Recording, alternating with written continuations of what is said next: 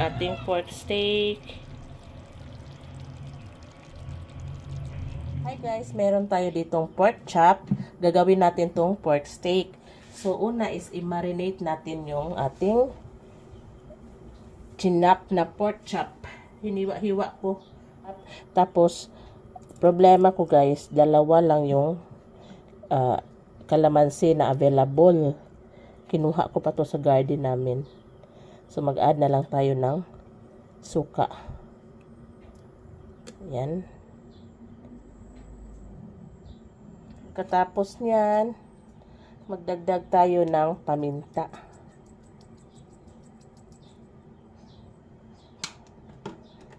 Katapos, maglagay tayo ng tuyo. Damihan natin dahil ang tuyo, ito na yung panimpla natin. Adjust na lang tayo mamaya.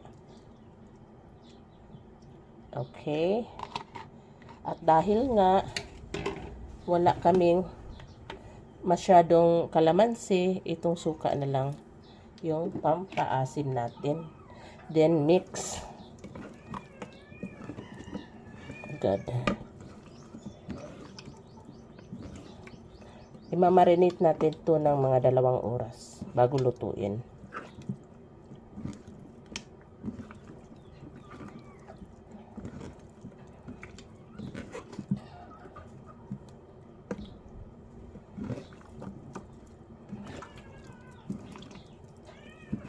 Bango.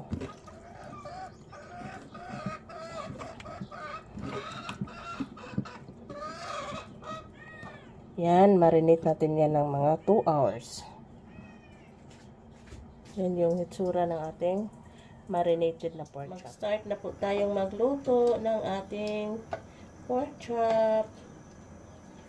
Pork steak pala. Gamit natin ay pork chop.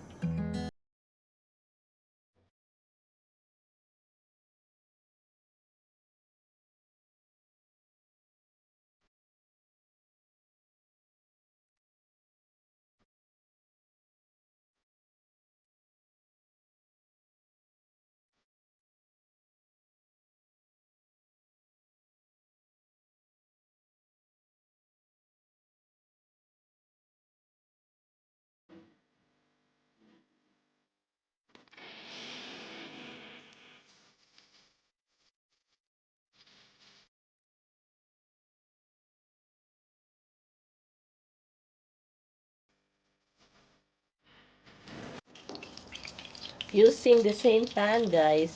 Tapos inalis ko na lang yung nasunog na mga bawang. Igisa natin ang ating sibuyas. Pero may ano pa tayo for garnish. May nasira pa tayo sibuyas for garnish. Tapos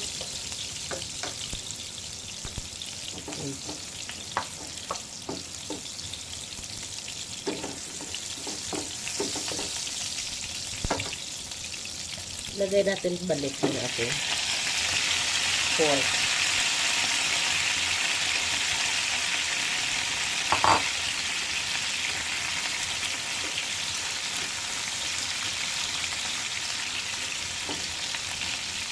Tapos yan yung ating marinade ng dami-dami bawang.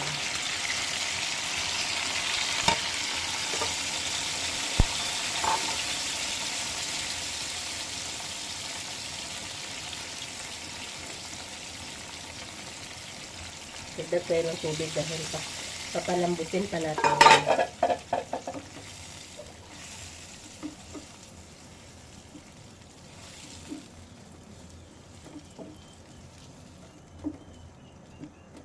Lagyan natin ng oyster sauce.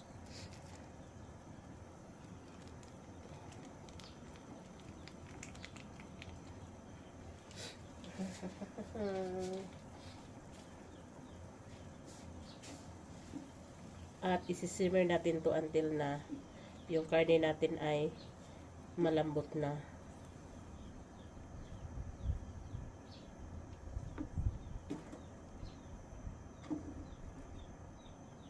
Ayan. So, wait lang tayo.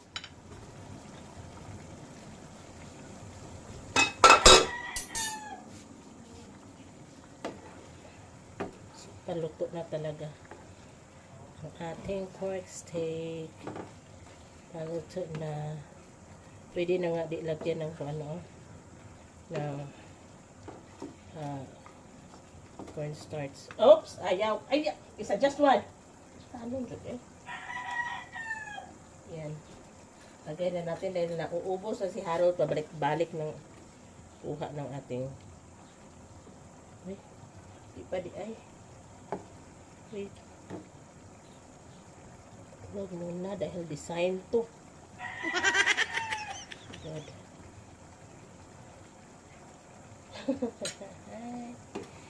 Buti na lang naalala ko.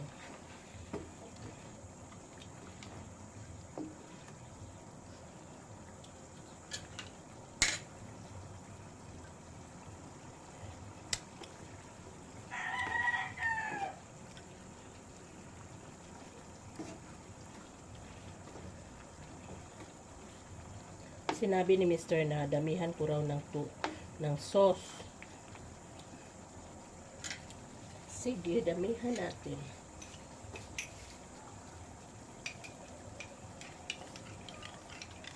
Tama na yung timpla, guys. Tapos maglagay na lang tayo ng slurry. Ang sarap na ng ating pork steak.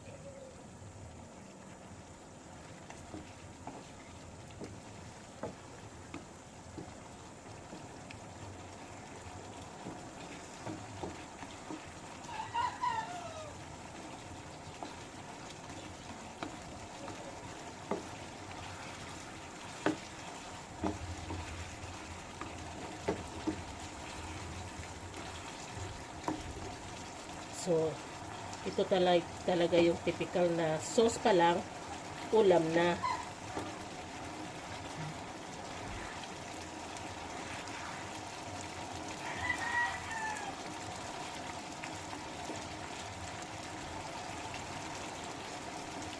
Masarap tong buto-buto. Ito yung kakainin ko, yung may buto-buto.